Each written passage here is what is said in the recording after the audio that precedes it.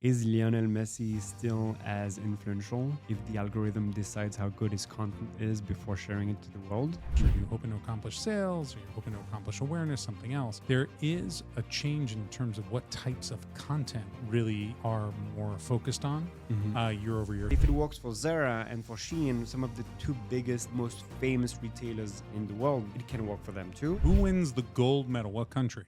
Welcome to the Ready, Set, Click podcast, where we talk digital marketing strategies. Grab a coffee or something a little stronger and settle in for this episode. Hello and welcome to the Ready, Set, Click podcast. I'm your host, Paul Kahn, and I'm joined by Kevin Cruzy, founder and co-CEO of Upfluence. Welcome, Kevin. Thank you for having me, Paul. You are very welcome. All right, so Kevin, it's time for a current events quiz. And I know you're not the biggest sports fan in the world, but there is an event coming up, and I'm not, I don't want to give it away, but a big event, roots in ancient Greece. Have you heard of it? Yes. Okay. Would you enlighten us? What is this big event that is forthcoming? The Olympic Games. The Summer Olympic Games. I want to almost sing the Olympic hymn, but no one needs to hear that. Okay. So, and where are the Olympics going to be this year? In my home country, in France. In France, in Paris. Oui? Yes, correct. My French accent is terrible, but I said Paris. You put your heart into it. I put my heart and my soul into it. So we thought, we have a wonderful data study because we're bringing receipts when we do these podcasts. But we thought we'd have a little fun and make it the Olympics of influencer marketing. And so you have this wonderful study. Can you tell us a little bit about this study before we jump in? Yeah, 100%. So for the occasion, Paul, I did a data study on what we typically do, which is the top 100 brands mentioned on Instagram for the past year and current year. I did two studies. We looked at the most mentioned brands, which is the brands with the highest number of individual posts that mention them.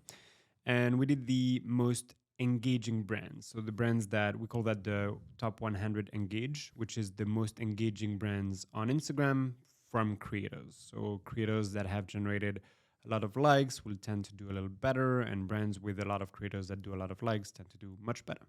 Okay. So in our first event, it's almost the, you almost have to think of it as the 100-meter dash of the influencer marketing world. We're going to talk about the brands that have the most mentions. So who won gold? Who is the Usain Bolt in the 100-meter dash? So in terms of mentions, so number of individual posts that mention a brand, I can even give you the country because okay, let's go country by country. Number one gold medalist is Spain. Spain wins gold, everybody. With Zara, the very famous fast fashion brand, who is winning gold for 2 years in a row. They won number one last year, and they're still number one. So it's a dynasty. So it's a dynasty. Yeah. So Usain Bolt of global mentions on Instagram. There you go. This is a very tracked competition, right? So it's extremely important. So the Zara is number one. So Spain, right? They used to be so far ahead of everybody. Now they are like less ahead of their number two. All right, so somebody's nipping at their heels. Maybe will be the champs in the coming years. Who might that be? A very famous brand most people know. And if I have to give the country first, as you do, silver medal goes to China. Okay, with Shein as number two, catching up pretty quickly on Zara. So I would be careful if I was a influencer marketing manager at Zara. And number three, bronze medal. Bronze medal goes to the USA. USA, yes. With Amazon, okay, as number three brand on our most mentioned brands. And you can see the full top 100, but basically the top 10 in most mentioned is mostly fast fashion brands. Okay, and people don't 6 out of the top 10. People don't think about it, but Amazon has a huge fashion business as well with Amazon Basics and all of these types of things. And just in terms of retail, it's completely huge. Yeah. All right. So that's like our first main event, but our second main event is the global engagement meter, right? So this is like this is another huge one. So we look at likes and comments We aggregate them all, so I forgot the number of posts we looked at, but it's very big. And we look at who does more engagements than the others. So it will favor brands that have maybe less partnerships, but with more influential creators or celebrities. And so the top 10 brands, you want to do the Olympic stuff again? I think we owe it to our listeners to do Okay. the Olympic stuff again. So who wins the gold medal? What country? So gold medal, and you're going to be happy, Paul. I'm going to be happy. I Goes like to the that. I like USA. being happy. Okay. With number 1, Fashion Nova. Okay. There As you go. the most engaging brand with creators online. Number 2, silver medal, goes to Germany with Adidas. Number 3, and I'm going to beat my chest a little bit here. Okay. Number 3, bronze medal, goes to France with Louis Vuitton, being Okay. the third most engaging brands with creators on Instagram. So we really see a major split here, right? Yeah. So you have, in terms of the most posts, you have these fast fashion brands who are, of course, doing quite a bit. And then the luxury brands are really killing it on the engagement side. Do you have any thoughts as to the reasons behind this?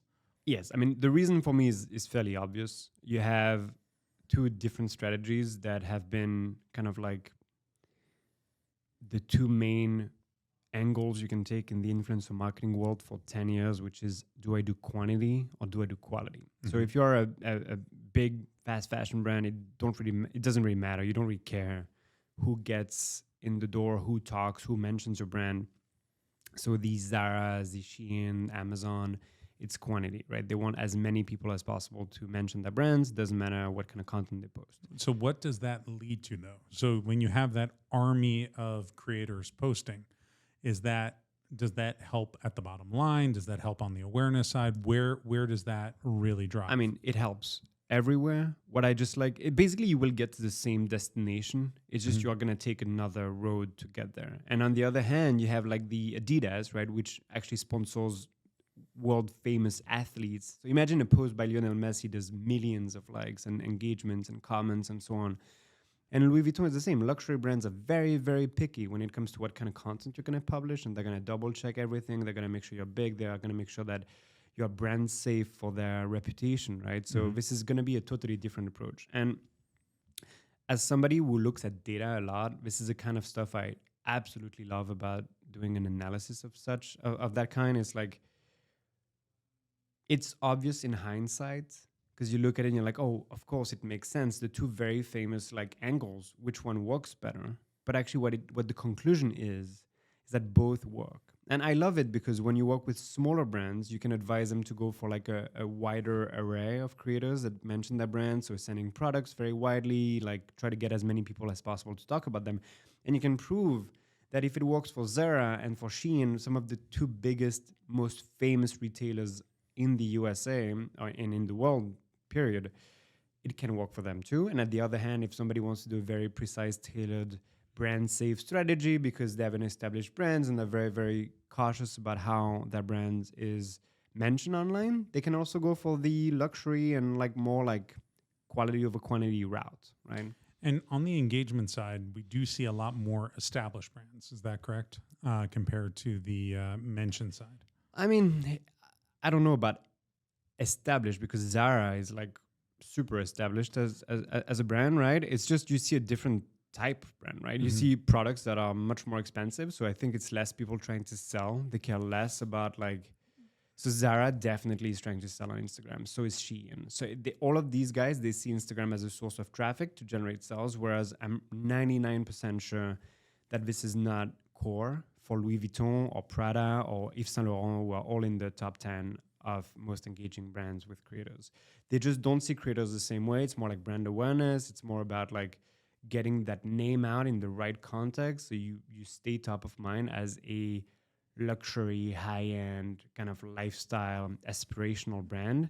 Whereas I think the relationship a customer has with Shein is a lot less aspirational and a lot more transactional. Yeah. And I think that's really the 2 differences you want. So I still believe that if you want to sell on Instagram, I would recommend going for quantity over quality. And that's also important to understand for brands who might be listening. that you don't need Lionel Messi to become and big thank on God, Instagram. because there is only one Lionel Messi. As we're thinking about this, right? So tied in to the goal, right? What people are hoping to accomplish. Are you hoping to accomplish sales? Are you hoping to accomplish awareness? Something else? There is a change in terms of what types of content really are more focused on year over year. So that was another important part of this study. So can you give us some of those results of how content has been changing on Instagram? Yeah, and I'm going to try to make it as interesting as possible. But looking at the content on Instagram, usually we have not seen many shifts in content on Instagram. There was one when stories got published. There was one attempt at a shift when IGTV was published and it did not work. Now Reels really means anything video versus post or anything static. So any photo. Posts are still pretty big. It's 60% of all the content you will find on Instagram. We don't look at stories for that study just specifically because it's a private type of content, which we always choose to ignore in studies like this. But post 60% of the permanent content on Instagram, and Reels is 40%. So it might not look like big, but Reels did not exist. It did not exist 3 years back. Well, and what's the growth rate on that? Because Reels is at 40% of content. What was it at last year? So in 3 years, Reels just took a huge chunk of the Instagram content pie, if you want to say it that way. And it's growing 30% year over year still. So the trend is not stopping. It's taking over Instagram. And I think anybody using Instagram today can attest to that. Posts are decreasing pretty significantly, going from like losing 10% year over year in terms of like number of posts published. And so it's all like video, like and Reels with the algorithm-driven feed, which is a big topic of interest for me, which is like how is the feed of Instagram going to evolve to react to TikTok, to react to YouTube Shorts, and so on. So this is really interesting. I think to tie it back to the brands we work with, I think there are a couple of really interesting points to make. Is like these really big brands that work with Lionel Messi. There is a valid question, which is Lionel Messi still as influential if the algorithm decides how good his content is before sharing it to the world, right? Yeah, this is the whole like algorithmically driven content versus I'm going to just show everything to all your followers. Yeah, exactly. And the second one is, as a small brand, how do I find these monsters of content that are very small in appearance, but just make so much views and so much engagement on their Reels in the algorithm-driven feed, right? So that top 10 is going to be, or that top 100, but we only talked about the top 10 right now, but that top 100 is going to be redone next year, taking into account all these new parameters. We're going to have a top 10 Reels, top 10 engagements, top 10 views. So I'm really excited to see how that's going to change the overall ranking. And we already see a lot of new players in that top 100 that I think are interesting and really gives us insights into kind of like what brands are really investing heavily on Instagram right now. Okay, so that brings up another competition, which is what are the biggest new brands in Instagram this year? The top 3, and we got to do the gold medal. Okay. So well, I am French. And apparently we do very well on Instagram. Yeah, seemingly. So the number 1 gold medal, number 1 brand on Instagram, fastest growing from the newcomers, from the new brands, is Cézanne. It's an e-commerce kind of fashion brand from France, luxury / artisan craftsmanship, very big. And now I think they went from unknown to like, I think they're 53rd on our top 100 ranking. Wow. It's very, very big. The silver medal of newcomers, it's kind of cheating. Hey, listen. But it goes to China again with She Glam, which is the Shein's like makeup brand and cosmetic brand. And the last one is actually, I think it's Swedish, but I'm not sure. It's COS, the H&M like sister brand. That actually makes it to the top 100 for the first time. Okay, so what we're seeing from a lot of these are you have to be really good, really interesting, or have a really big sort of brand partner, as it were? And it's funny because if you think about the brands that popped the most in 2023, I don't know if these brands would be the ones that you think about. And most likely they are not, but they invest so heavily on Instagram because, and to go back to our transactional versus aspirational relationship with the brand, Instagram is still the king of transactional relationships. And these brands are all transactional brands, right? They all are here to find new customers. I think costs, maybe depending on how they're messaging, and I couldn't look into the details, could maybe be aspirational, but 100% Cezanne and Shiglam are transactional brands. They're here to find customers. They're here to drive sales. And so that driving sales kind of goes in with the new forms of content, because it's a lot easier to drive sales as people get better at all of these types of things, and having a lot of different creators working with you, creating content that the algorithm happens to like. Yeah, that'll push you forward. Yeah, and they're doing good on both, by the way, engagement and mentions. So I think it's possible to do both very well.